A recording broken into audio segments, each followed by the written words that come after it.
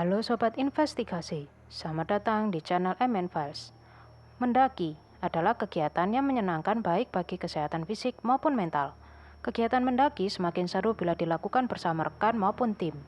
Bagaimana bila kegiatan menarik ini berubah menjadi petaka seperti yang dialami ke-9 pendaki asal Rusia kali ini?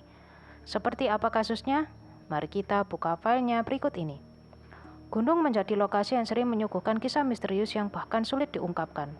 Salah satu kisah misteri yang paling terkenal adalah tewasnya ke-9 pendaki di pegunungan Ural Utara, Rusia, di tanggal 2 Februari tahun 1959. Cerita berawal dari pendakian 10 mahasiswa Institut Politeknik Ural. Namun karena salah satu mahasiswa sakit, maka pendakian hanya dilakukan oleh 7 mahasiswa pria dan 2 mahasiswa wanita. Setelah berhari-hari, ternyata mereka tak kunjung turun. Polisi bersama tim relawan melakukan pencarian, hingga kemudian mereka ditemukan dalam kondisi tak bernyawa dan mengenaskan. Tewasnya mereka kemudian disebut dengan peristiwa Dyatlov Pass, yang diambil dari nama belakang pemimpin pendaki, yaitu Igor Dyatlov. Meski peristiwa tersebut sudah terjadi lebih dari 60 tahun yang lalu, namun baru berhasil terpecahkan baru-baru ini atas penelitian yang dilakukan oleh 2 ilmuwan.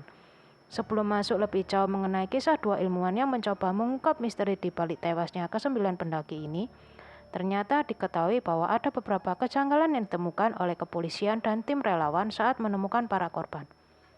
Pertama, tenda para pendaki. Tenda para pendaki didapati dalam kondisi robek. Namun robekan berasal dari dalam tenda, artinya mereka sendiri yang merobek tenda. Kedua, keanehan pada jenazah. Beberapa jenazah ditemukan dalam kondisi yang aneh. Ada jenazah yang ditemukan hanya mengenakan pakaian dalam saja, padahal saat itu suhu di pegunungan mencapai minus 30 derajat Celcius. Selain itu, ditemukan juga beberapa jenazah dalam kondisi yang mengenaskan.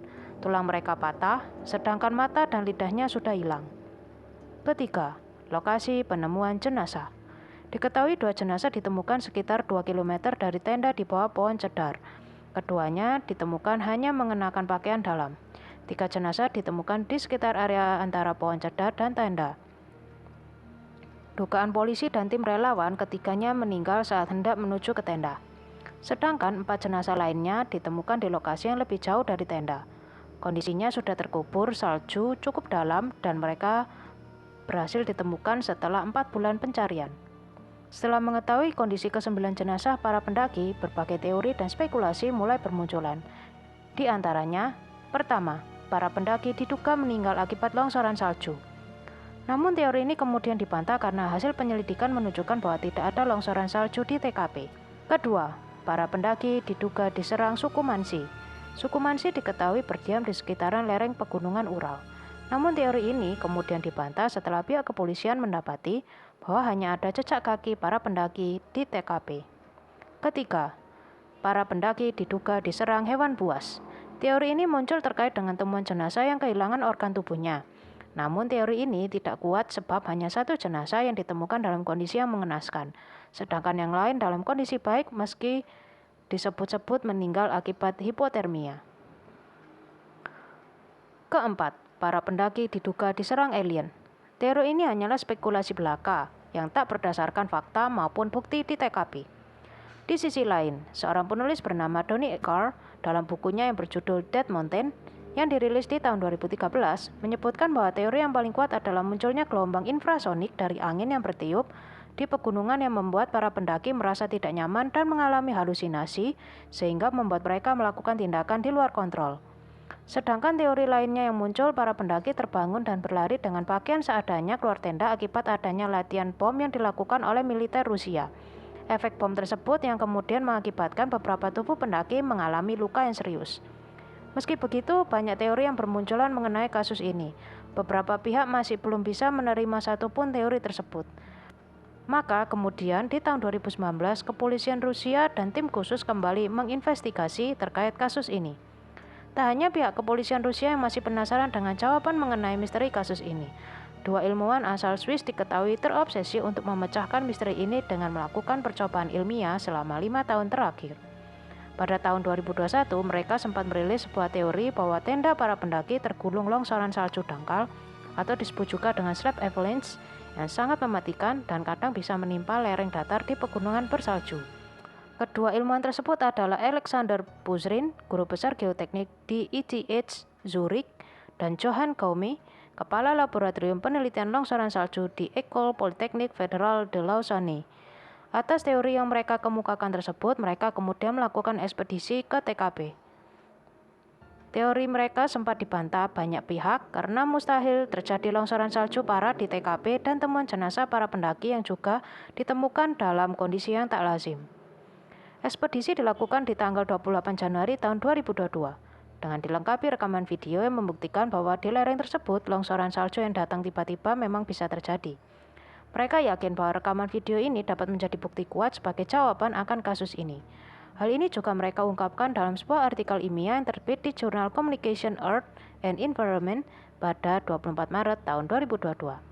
Dalam artikel ilmiah tersebut, mereka juga menepis berbagai teori yang sempat bermunculan seperti adanya angin katabatik akibat gelombang infrasonik, teori UFO, serangan makhluk Yeti, hingga eksperimen KKP atau CIA, meski mereka juga menuliskan beberapa kemungkinan jawaban mereka akan kasus ini. Namun mereka tetap meyakini bahwa longsoran dangkal adalah penyebab paling masuk akal saat ini, dan hal inilah yang mampu menjelaskan mengapa beberapa pendaki berlarian dengan pakaian seadanya. Selain melakukan ekspedisi di waktu yang dianggap sebisa mungkin sama dengan momen terjadinya peristiwa tersebut, Buzrin dan Gaume juga melakukan sebuah simulasi mengenai pemasangan pasak tenda yang diduga kuat menjadi pemicu terjadinya longsoran. Ditemukan beberapa lapisan salju di lereng yang mudah terpicu getaran yang mampu menghasilkan longsoran beruntun yang tidak langsung mengubur tenda. Selain itu, lereng tersebut memiliki bentuk permukaan tanahnya saat tidak tertutup salju, seperti terasering dengan kemiringan 30 derajat. Hal inilah yang membuat longsoran salju terjadi dan para pendaki kemudian kabur dari tenda. Sedangkan mengenai jenazah yang ditemukan mata dan lidahnya hilang, kemungkinan dimakan oleh hewan liar. Data temuan Buzrin dan Gaume ini selaras dengan hasil temuan dua orang pendaki asal Ekaterinburg, Rusia, yaitu Oleg Demyanenko dan Dmitry Borisov. Tahun lalu, Oleg dan Dmitry mencoba mendaki jalur Dyatlov menggunakan motor salju. Mereka menemukan bahwa cuaca di sana cepat berubah. Ketika sudah memburuk, badai mudah muncul dan bisa memicu longsoran mendadak. Mereka juga sempat terguling beberapa kali saat mengendarai motor salju akibat hembusan angin kencang. Diketahui pula, saat cuaca membaik, mereka menemukan jejak longsoran dangkal menghilang beberapa jam kemudian. Karena temuan inilah, Buzrin dan Gaume kemudian menyimpulkan bahwa adanya keunikan longsoran dangkal yang membuat polisi dan tim penyelamat di kala itu kesulitan mendapatkan bukti di sekitar tenda para pendaki Dyatlov. Meski Buzrin dan Gaume telah menemukan jawaban paling masuk akal mengenai kasus pendakian Dyatlov ini, keduanya enggan menyebutkan bila seluruh aspek dari misteri tersebut sudah terpecahkan. Mereka juga tidak ingin menghabiskan waktu mereka seumur hidup untuk memecahkan setiap detail dari kasus pendakian Dyatlov ini. Jadi, bagaimana menurut sobat mengenai kasus kali ini? Apakah sobat setuju dengan teori kedua ilmuwan tersebut? Atau sobat punya pendapat lain mengenai penyebab tewasnya para pendaki Dyatlov? Silakan tuliskan tanggapan sobat di kolom komentar. Sekian investigasi kali ini. Jangan lupa untuk like, share, dan subscribe. Terima kasih dan sampai jumpa di video selanjutnya.